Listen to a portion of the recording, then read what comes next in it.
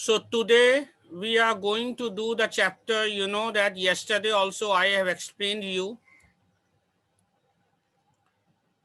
Yesterday also I have explained you chapter 13, High Above the World. Yesterday I have started the chapter and I have done the first little part, and the second half I'm going to do today. If it is finishes today, it's okay. Otherwise, I will continue tomorrow also. So pay attention.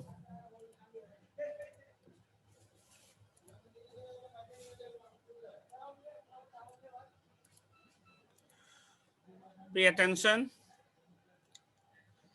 So where we were yesterday, we have done till, let me check.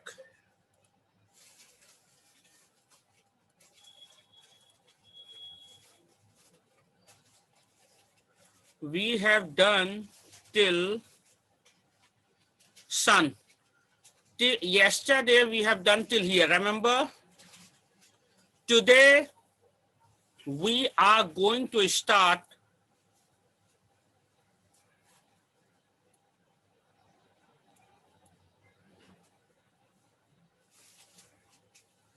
Today we are going to start from here, pole star. Today we are going to start pole star, okay? So yesterday I have already told you that our solar system is under which galaxy? Milky Way galaxy, right? I told you yesterday our solar system is made up of Milky Way galaxy, and each solar system is made up of sun, which is the biggest star, 9 planets or the planets as well as the moon. They consist solar system. So which is the biggest star in our solar system? The sun. I told you this, and sun is a big ball of fire made up of gases. And it is the nearest star to the earth. Which is the nearest star to the earth? The sun. I told you sun itself is a star. मैंने कहा था कि sun खुद में एक star है. सन कुछ नहीं, सन एक तारा है. ओके. अब now come to pole star.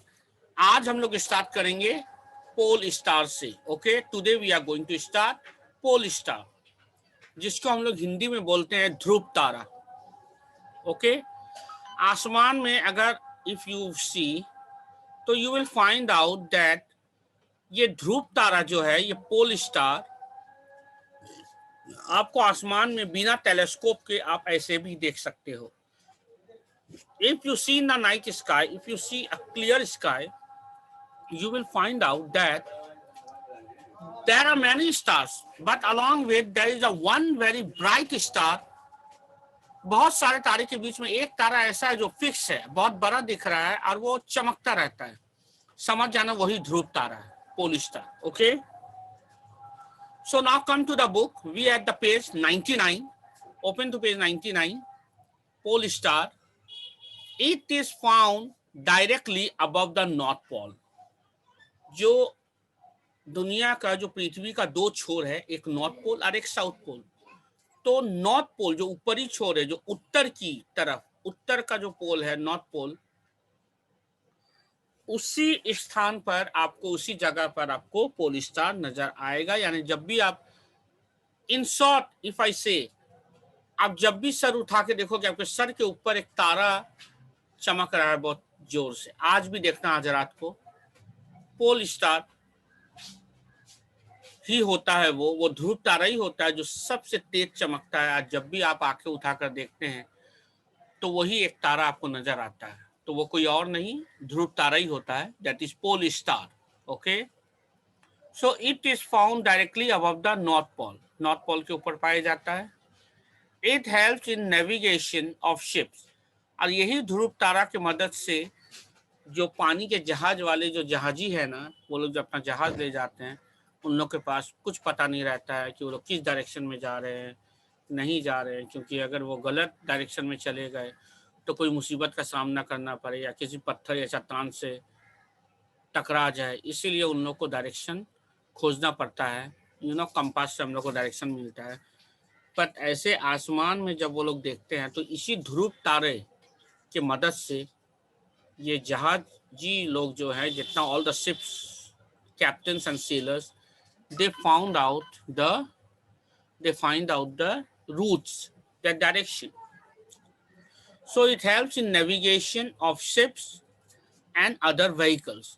अगर मैं पूछूं कि state one use of Polestar, तो you will say it helps in navigation of ships and other vehicles. And you see, as I told you about Polestar, it does not change its position in the sky. यानी pole star जो है, यानी ध्रुव तारा जो है, वो अपना position यानी अपना जगह चेंज कभी नहीं करता है, वो एक ही स्थान पर हमेशा चमकता रहता है। ओके, तो this I have told you about pole star. Okay, now come to Sirius. Sirius, SIRIUS, Sirius. क्या है ये साइरियस? It is the biggest, brightest star in the sky. तो what is Sirius? It is the brightest, सबसे तेज चमकने वाला तारा होता है ये। Okay, Sirius.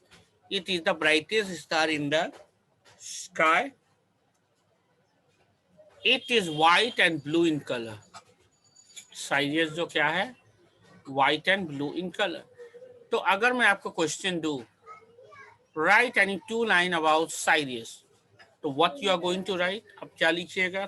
कोई भी 2 लाइन अगर मैं साइरियस के ऊपर लिखने दूं, तो you will write it is the brightest star in the sky, and then you will write it is white and blue in color. Okay, तो ये मैंने आपको पोल स्टार और साइरियस के बारे में बता दिया।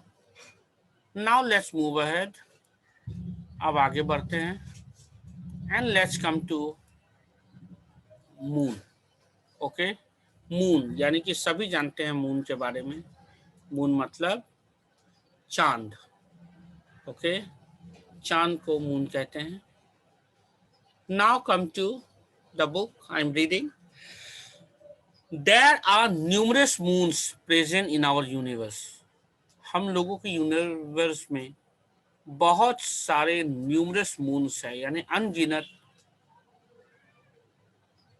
चांद तारे होते हैं, जहाँ अनगिनत चांद है हमारे सोलर से आवर यूनिवर्स में। ओके, और सोलर सिस्टम में भी बहुत सारे चांद हैं, एंड आवर यूनिवर्स में भी तो अनगिनत है चांद। ओके, तो moons are present in our universe, there are numerous moons present in our universe.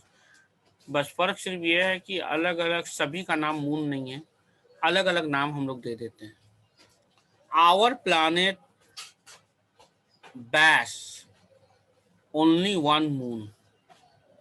Our planet Bass has only our planet bus only one moon. Sorry, has, it is has. Our planet has only one moon. हम लोग के planet में, यानी कि हम लोग का planet क्या है? अर्थ।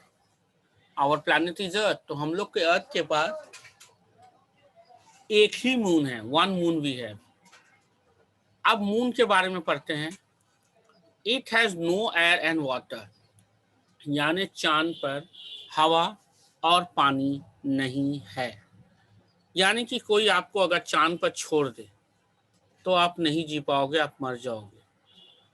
कुछ ही सेकंड में, कुछ ही मिनटों में मर जाओगे। कारण ये है कि मून पे ना हवा है ना पानी है। Neither it has air no water. अब बिना हवा और पानी के बिना तो हम लोग कुछ घंटों तक रह भी सकते हैं, लेकिन बिना हवा के हम तो 2 मिनट नहीं रह सकते।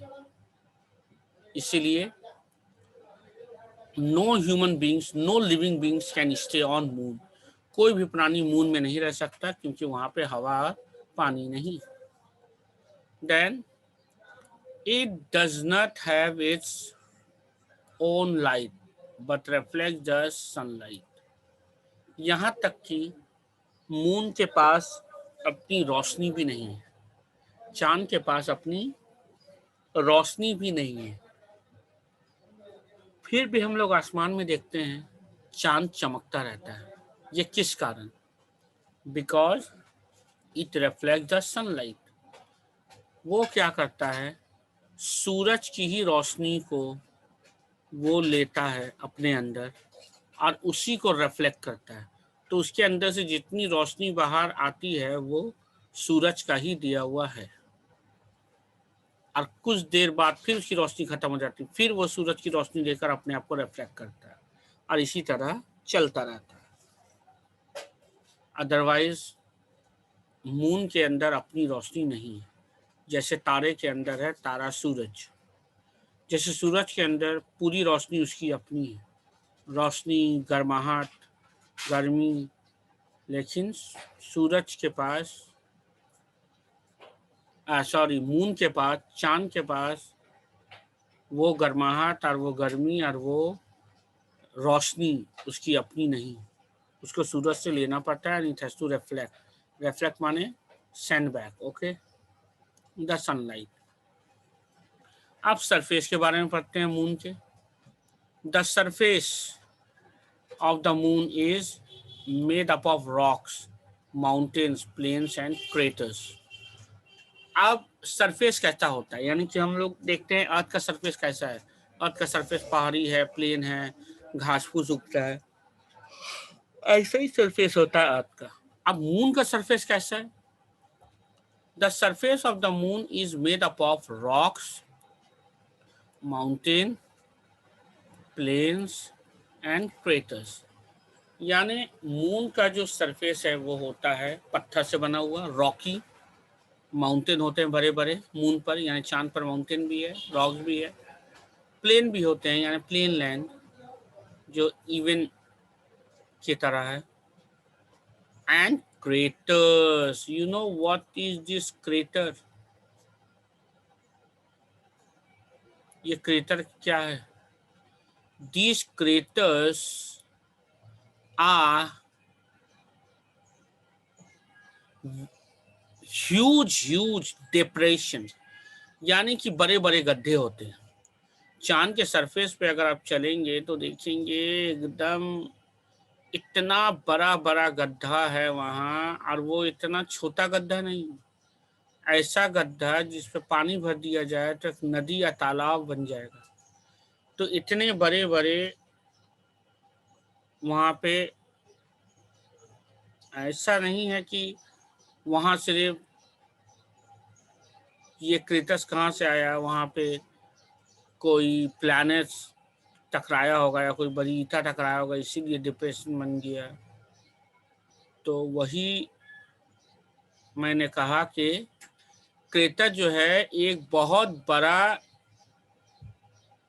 गड्ढे की तरह है। तो बड़े बड़े गड्ढे भी पाए जाते हैं मून के सरफेस पर। तो I hope I have told you everything about moon. मैंने आपको मून के बारे में भी बता दिया। तो in this way, if you see, I have finished the chapter. Okay, I have finished the chapter.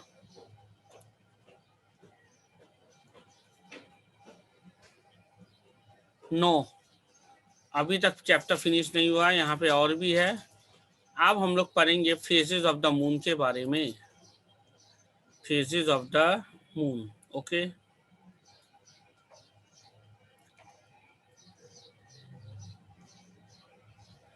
अब देखो डिफरेंट फेजेस, डिफरेंट मून। अब फेजेस हम लोग अभी नहीं, वी विल डू टुमारो।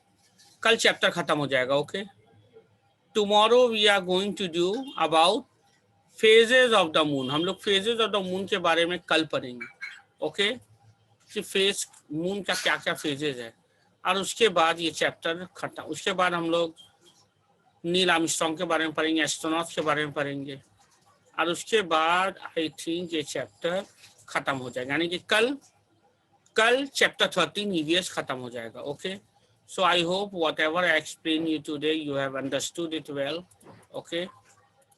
आप सभी समझ गए होंगे जो भी मैंने एक्सप्लेन किया है। right? ठीक है, now I am ending my class.